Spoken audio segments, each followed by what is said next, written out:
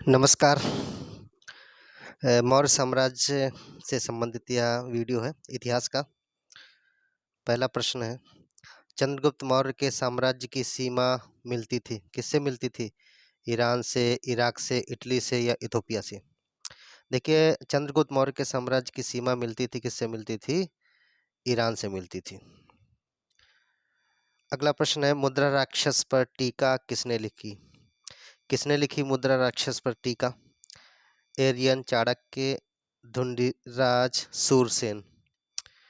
मुद्रा राक्षस पर टीका किसने लिखी? धुंडीराज भी है इसमें, धुंडीराज। बात हो रही है इसके सही जवाब की, तो धुंडीराज ही रहेगा। नेक्स्ट है, देखिए मुद्रा राक्षस में चंद्रगुप्त को क्या है? मुद्रा राक्षस में चंद्रगुप्त को क्या कहा गया? वृषल तथा कुलहीन कहा गया है। चंद्रगुप्त मौर्य को मुद्रा राक्षस में क्या कहा गया? वृषल तथा कुलहीन।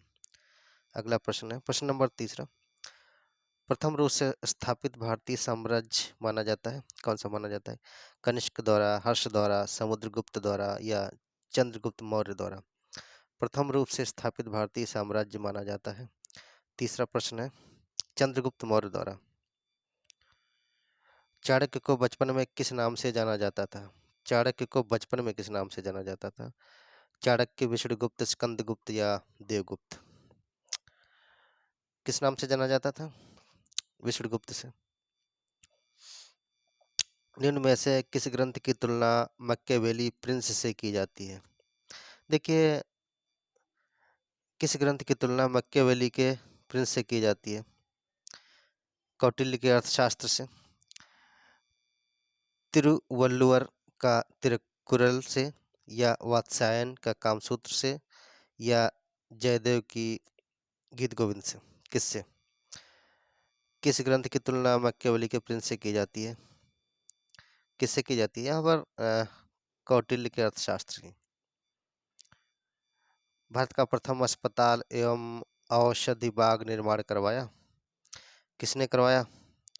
भारत का प्रथम अस्पताल एवं औषधि बाग का निर्माण करवाया किसने? चरक ने, धन्वंतरी, चंद्रगुप्त मौर्य या अशोक? तो इसमें अशोक ही रहेंगे। किस अभिलेख में कलिंग विजय का उल्लेख है? किस अभिलेख में कलिंग विजय का उल्लेख है? रुद्रदामन अभिलेख में, मस्की अभिलेख में, हाथी गुम्फा अभिलेख में, जूनागढ़ अभिलेख में? देखिए, कलिंग विजय का वर्णन किस अभिलेख में किया गया है? 7 नंबर का होगा सही जवाब, हाथी गुम्फा। ठीक है, कलिंग युद्ध का वर्णन किया गया है इसमें हाथी गुम्फा अभिलेख में। कलिंग युद्ध का विवरण हमें किस शिलालेख से प्राप्त होता है? अब यहाँ पर शिलालेख की बात हो रही है।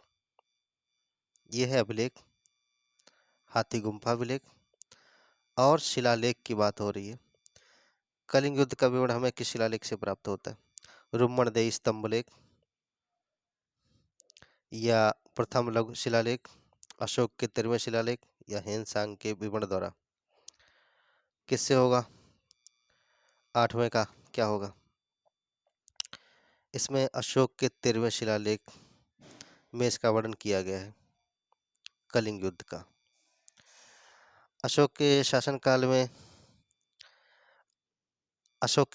के 8 वर्ष बाद 261 ईसा पूर्व में कलिंग का युद्ध हुआ। इस शिलालेख में उसने कलिंग युद्ध से हुई पीड़ा पर अपना दुख एवं पश्चाताप व्यक्त किया। इसमें जो 13वें शिलालेख में अशोक ने जो विवरण करवाया है वो क्या है? अपनी पीड़ा, दुख, पश्चाताप क्या, ये किसके कारण उत्पन्न हुआ था? 261 ईसा पूर्व में हुए कलिंग युद्ध के कारण। कलिंग की राजधानी तोसली थी, बिल्कुल सही है। दक्षिणापथ की राजधानी क्या थी? देखिए, कलिंग की राजधानी तोसली थी, तो दक्षिणापथ की राजधानी क्या होगी? तक्षशिला, सुवर्णगिरी या पाटलिपुत्र या उज्जयिनी? क्या रही दक्षिणापथ की राजधानी? स्वर्णगिरी रहेगी। जबकि कलिंग की राजधानी क्या? तोसली थी। गुर्जरा लघु शिलालेख कहाँ स्थित है? भाई गुर्जरा लघु शिलालेख कहाँ स्थित है? राजस्थान के जयपुर जिले में, उत्तर प्रदेश के गोरखपुर जिले में, या बिहार के चंपारण जिले में, या मध्य प्रदेश के दतिया में? तो जो गुर्जरा लघु शिलालेख है, एमपी के दतिया में है। गुर्जरा लघु शिलालेख कहाँ है? एमपी के दतिया जिले में। व्याख्या देख लेंगे। गुर्जरा लघु शिलालेख अशोक के नाम का उल्लेख किया गया इसमें, मध्य प्रदेश के दतिया जिले में है। टैलेमी फिलाडेल्फस द्वितीय है ये, टैलेमी फिलाडेल्फस सेकंड है ये, जिसके साथ अशोक के राजनयिक संबंध थे, कहाँ का शासक था? सीरिया का, मकदूनिया का, या मकसूनिया भी बोलते हैं, मिस्र का या चीन का? टैलेमी फिलाडेल्फस कहाँ का शासक था? 11 नंबर, ये मिस्र का था। कहाँ का था? मिस्र का। अशोक के 13वें शिलालेख से यह ज्ञात होता है कि अशोक के 5 यवन राजाओं के साथ मैत्री संबंध थे। 13वें शिलालेख में इसका वर्णन है कि अशोक के 5 यवन राजाओं के साथ मैत्रीपूर्ण संबंध है। इसके बारे में कौन कौन राजा थे हम अलग से बता देंगे। मौर्य काल में टैक्स की चोरी के लिए क्या दंड दिया जाता था? जो भाई कर चोरी करता था मौर्य काल में, उसको दंड दिया जाता था। कौन सा था दंड?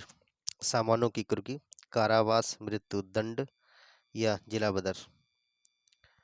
तो इसमें मृत्यु दंड ही था। गांव के शासन को स्वायत्त शासी पंचायत के माध्यम से संचालित करने की व्यवस्था का सूत्रपात किसने किया? देखिए, गांव का जो शासन है, स्वायत्त शासी पंचायत के माध्यम से संचालित करने की व्यवस्था का शुरुआत किसने की? द्रविड़ों ने, मौर्यों ने, आर्यों ने, और किसने? उपरोक्त सभी। तो इस मामले में तो द्रविड़ आगे थे।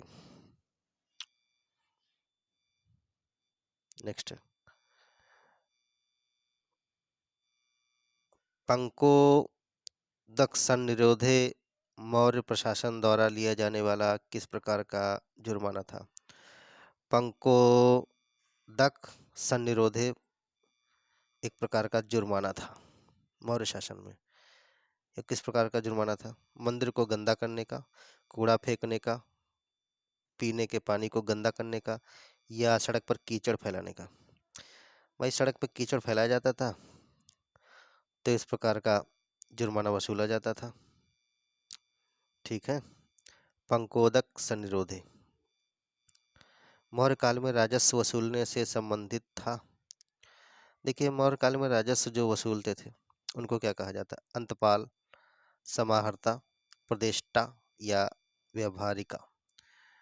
मौर्य काल में जो राजस्व वसूलते थे उनको कहा जाता था समाहर्ता। समाहर्ता, ठीक है, समाहर्ता। मौर्य मंत्र परिषद में राजस्व एकत्रित करने का कार्य समाहर्ता के द्वारा किया जाता था। और इसमें जो अंतपाल थे वो क्या? सीमा रक्षक, सीमावर्ती दुर्ग की देखभाल करता था, जबकि उपदेष्टा विषयों या कमिश्नरियों का प्रशासक था। बहुत इंपॉर्टेंट है, देख लें, इसको पढ़ लें, स्क्रीनशॉट ले सकते हैं। मंत्रिपरिषद में राजस्व एकत्रित करने का कार्य समाहर्ता, जबकि अंतपाल क्या करेगा? सीमा रक्षक या सीमावर्ती दुर्ग की देखभाल करता है, जबकि उपदेष्टा कमिश्नरियों का प्रशासक था। नेक्स्ट, मौर्य काल में एग्रोनोमोई अधिकारी किस क्षेत्र से संबंधित था? मापतौल से, या राजस्व प्रबंधन से, मार्ग निर्माण से, या राजस्व तीन ही है इसमें, हाँ, राजस्व प्रबंधन से। 2 बार लिख गया, देखिए, राजस्व प्रबंधन। तो इसमें 16 नंबर है। 16 नंबर में आपका मार्ग निर्माण से रहेगा। एग्रोनॉमी जो अधिकारी था ये मार्ग निर्माण का कार्य देखता था, और ठीक है, का कार्य देखता था। मौर्य काल में एग्रोनॉमी अधिकारी, राजस्व का संग्रह, सिंचाई सुविधाओं का पर्यवेक्षण, न्यायिक प्रशासन, भूमि की माप, सड़कों पर दूरी माप के पत्थर लगवाना, इतने किलोमीटर यह शहर बचा है, इस प्रकार के जो पत्थर लगते थे, सड़कों के रखरखाव से संबंधित था। काफी काम मिला था एग्रोनॉमी अधिकारी को। मौर्य काल में शिक्षा का सर्वाधिक प्रसिद्ध केंद्र था तक्षशिला, नालंदा, वैशाली या उज्जैन। मौर्य काल में सर्वाधिक प्रसिद्ध केंद्र था, क्या था? तक्षशिला था विश्वविद्यालय। निम्न में से किस में पुनर्विवाह वर्जित है? किस में पुनर्विवाह वर्जित है? अर्थशास्त्र में, जातक में, मनुस्मृति में, याज्ञवल्क्य में। खुला जानते सभी लोग मनुस्मृति में पुनर्विवाह वर्जित है, लेकिन किसके लिए वर्जित है? जो विडो महिला है उसके लिए वर्जित है, पुरुष चाहे जो भी करे। अंतिम मौर्य सम्राट कौन था? नंदीवर्धन, पुष्यमित्र, शुंग या अवंतिवर्मा या बृहद्रथ? अंतिम मौर्य सम्राट कौन था? बृहद्रथ था। हत्या किसने कर दी थी? यह पुष्यमित्र शुंग ने कर दी थी, बृहद्रथ की हत्या। अंतिम मौर्य शासक बृहद्रथ था, जिसकी हत्या इसके सेनापति पुष्यमित्र शुंग द्वारा 184 ईसा पूर्व में की गई। मौर्य साम्राज्य उजड़ गया। फिर चीनी यात्री हेन सांग किसके समय भारत आया? हेन सांग किसके समय भारत आया चीनी यात्री? चंद्रगुप्त मौर्य के, बिंदुसार के, अशोक के या हर्षवर्धन के? देखिए, हेन सांग। हेन सांग। तो हाथ से इधर हर्षवर्धन भी रख लीजिएगा, ठीक है। इसके शासनकाल में भारत आया चीनी यात्री हेन सांग। तो ये थे 20 क्वेश्चन महत्वपूर्ण। अच्छी तरह से रिवाइज कर लें। नए लोग हैं चैनल को सब्सक्राइब कर लें। धन्यवाद। पढ़ते रहिए भाई सभी लोग।